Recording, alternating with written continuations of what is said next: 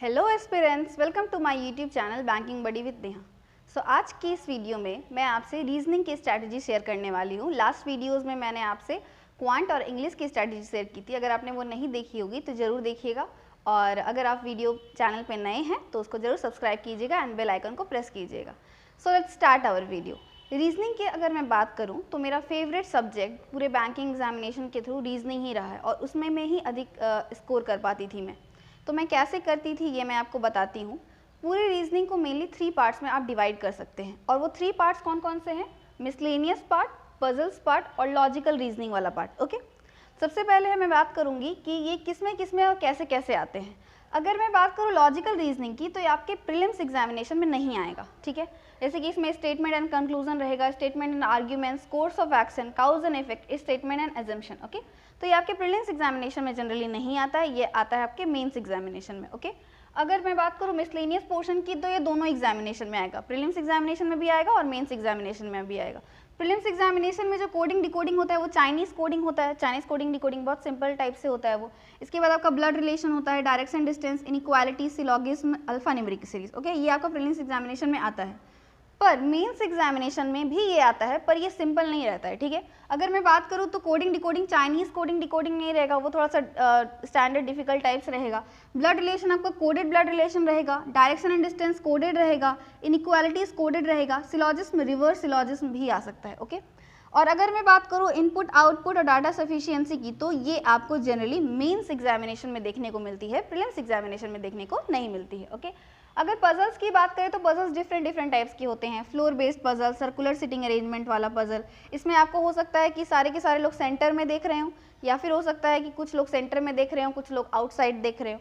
फिर आपका स्क्वायर और rectangular based sitting arrangement, linear row sitting arrangement या पैरेलल रो, मतलब ऐसे करके 6 लोग बैठे हुए इस तरफ, फिर 6 लोग इस तरफ बैठे हुए, इस तरह करके पैरेलल रो सिटिंग अरेंजमेंट्स आपका आता है, ठीक है। तो अब सबसे पहले मैं बात कर लेती हूँ लॉजिकल रीजनिंग के बारे में। लॉजिकल रीजनिंग का क्या है कि कुछ लोगों को थोड़ी सी प्रॉब्लम रहती है, वो ऐसे एग्जाम में सोच कर ही जाते हैं कि मुझे लॉजिकल रीजनिंग तो स्किप करके आना है, ठीक है, क्योंकि वो ना ही प्रैक्टिस करते हैं एग्जामिनेशन से पहले, और वो सोच के जाते हैं कि मुझे लॉजिकल रीजनिंग को स्किप करना है। पर मैं भी पहले यही सोचा करती थी, ठीक है।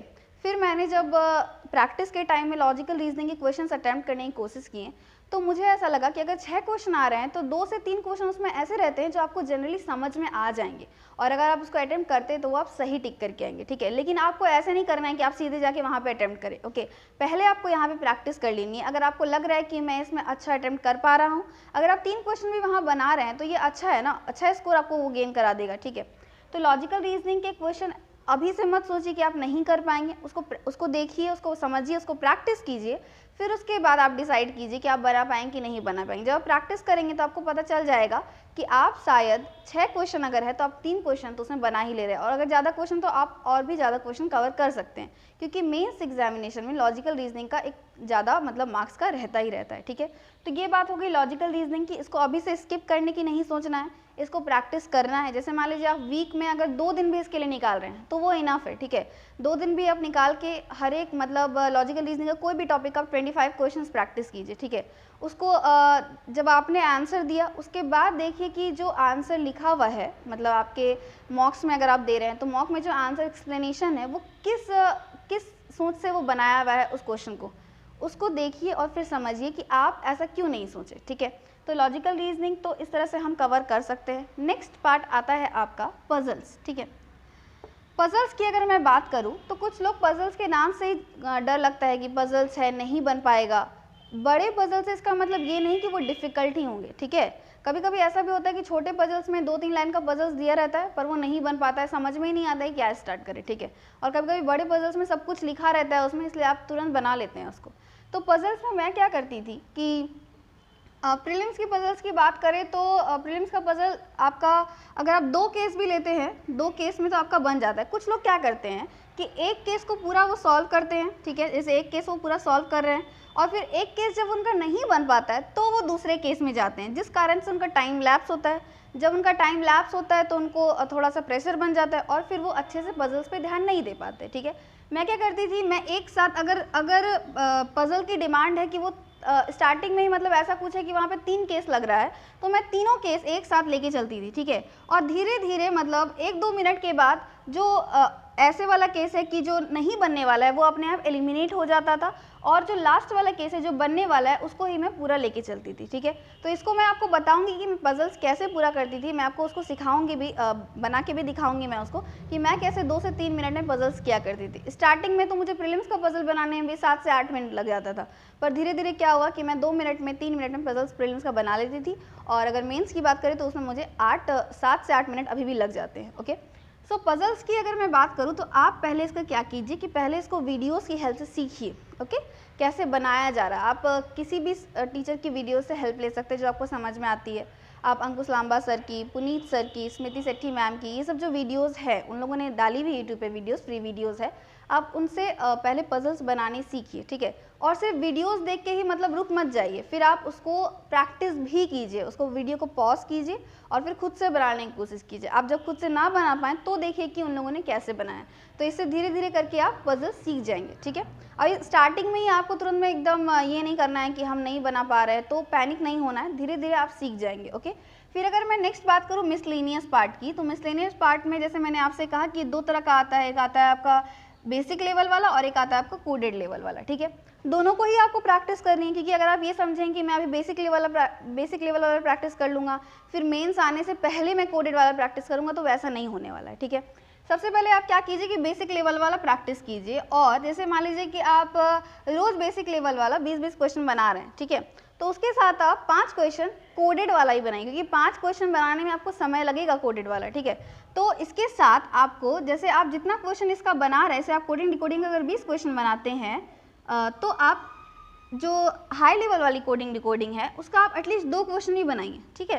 तो इससे क्या होगा कि आपकी जो हाई लेवल वाली भी जो मेंस की तैयारी है वो आपके साथ साथ चलती रहेगी। ओके, मैं ऐसा ही किया करती थी कि मैं दोनों तरह के क्वेश्चंस अटेम्प्ट करती थी, ये थोड़ा ज़्यादा करती थी और ये वाला करती थी, लेकिन मतलब प्रीलिम्स के पहले मैं इसको भी लेके चलती थी, लेकिन थोड़ा कम करती थी। ओके, अगर मैं मॉक्स की बात करूँ तो मॉक्स आपको कैसे देने हैं, तो सबसे पहले अगर आपका मतलब नहीं हुआ है, मतलब आपका पजल्स अच्छे से नहीं हो पा रहा है, या फिर आपका ये मिसलेनियस वाला नहीं हो पा रहा है, तो पहले अपना पूरा बेसिक्स क्लियर कीजिए वीडियो से देख के, फिर आप प्रैक्टिस कीजिए। मैंने बुक भी खरीदा था एक, जो मैंने आपको बताई हूँ, मैंने दिशा का रीजनिंग का बुक खरीदा था, टॉपिक वाइज सॉल्व पेपर वो था, ठीक है। तो मैं हर दिन क्या करती थी कि जैसे मैं पजल्स वाला लेके बैठी, तो मैं उसमें से 5 पजल्स चूज़ करती थी, ठीक है। और मैं ये देखती थी कि मुझे ये 5 पजल्स 15 मिनट में सॉल्व करने हैं, यानी कि एक पजल को आप ले लीजिए कि 3 मिनट। ओके, स्टार्टिंग में तो 5 पजल 15 मिनट में सॉल्व नहीं कर पाती, कभी कभी तो ऐसा भी होता था कि मैं 2 पजल्स ही 15 मिनट में सॉल्व कर पा रही हूँ। ओके, तो मैं टाइमर लगा के रखती थी अपने मोबाइल में, ठीक है, या फिर आप किस में भी टाइमर लगाइए, और फिर मैं पजल्स स्टार्ट कर दी थी सॉल्व करना, पजल स्टार्ट करी सॉल्व करना। अब मैं देखती थी कि मेरा पजल्स का स्पीड कैसा जा रहा है, फिर धीरे धीरे वो इंक्रीज़ होता गया, और 15 मिनट में मैं 6 पजल्स भी सॉल्व कर लेती थी, ठीक है।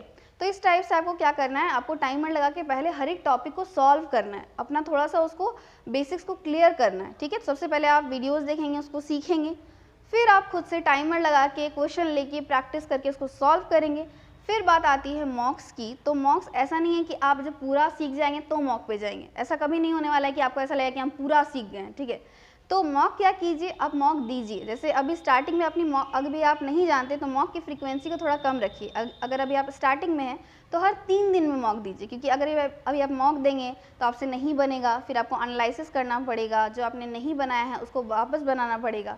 तो आप हर 3 दिन में मॉक दीजिए। मैं जब स्टार्टिंग में मॉक देती तो मेरा 80 में 30 मार्क्स में मेरा बन पाता था IPS RRB का मॉक्स में, ठीक है। तो वो बहुत कम बन पाता है, लेकिन मॉक देने से होता क्या है कि आपको पता चलता है कि कैसे क्वेश्चंस आते हैं और किस तरह से आपको अटेम्प्ट करना है, आप क्या पहले कर सकते थे, क्या बाद में कर सकते थे, ये सब आपको पता चलता है। तो मॉक दीजिए, अगर अभी आप स्टार्टिंग में हैं तो हर 3-3 दिन में मॉक दीजिए। अगर आपकी प्रैक्टिस हो चुकी है, आपको एक अच्छा मतलब आपको एक एज मिल चुका है, आप स्पीड अपना बनाना चाहते हैं, तो आप क्या कीजिए, आप डेली 1 मॉक दीजिए या फिर डेली 2 मॉक दीजिए। समझ में आ रहा है? जैसे आप RBI असिस्टेंट की भी तैयारी कर रहे हैं तो अभी आपको डेली 2 मॉक्स तो देने ही चाहिए, ठीक है। तो इस तरह से मॉक्स के साथ साथ आपको समझना होगा कि मैं पहले कौन सा कर सकती थी, बाद में कौन सा कर सकती थी, किसमें मैंने ज़्यादा टाइम दिया, किसमें मैंने मतलब अच्छे से उसको कम टाइम में कर लिया, ठीक है। और इसके अलावा एक्यूरेसी को बहुत मेनटेन रखिए। हो सकता है कि आप कम ही बना रहे हैं, लेकिन आप एक्यूरेसी के साथ बनाएं, क्योंकि जो अभी तो मॉक्स में आपको ये सब नहीं मिलेगा कि आपका वो नॉर्मलाइजेशन नहीं होता है मॉक्स में, लेकिन जो आपका मेन जो आपका एक्चुअल एग्ज़ाम होता है वहाँ पर उसमें आपका नॉर्मलाइजेशन भी होता है। जो लोग एक्यूरेसी के साथ बनाते हैं उनका 5 से 6 नंबर, मेरा खुद भी बहुत बार 5 से 6 नंबर इंक्रीज़ हुआ है, ठीक है। तो एक्यूरेसी ज़रूर रखिए, कोशिश कीजिए कि आपकी एक्यूरेसी 95% से ऊपर हो, उससे कम नहीं, ठीक है। तो ये आपकी एक्यूरेसी मेंटेन करनी है, मॉक्स को देना है और उसको एनालिसिस करना है और वीडियोस देख के सीखना है, फिर बुक से इसको प्रैक्टिस करना है टाइमर के साथ। और मैं आपको खुद भी बताऊंगी कि मैं पजल्स कैसे बनाया करती थी और जो भी मतलब मिसलेनियस का पूरा मैं distance and direction blood relation कैसे सॉल्व किया करती थी वो मैं आपको खुद भी बताऊंगी। तो अगर आपको ये चैनल पसंद आ रहा है और इससे आपको हेल्प मिल रही है तो इसको लाइक शेयर एंड सब्सक्राइब ज़रूर कीजिए। Thanks for watching.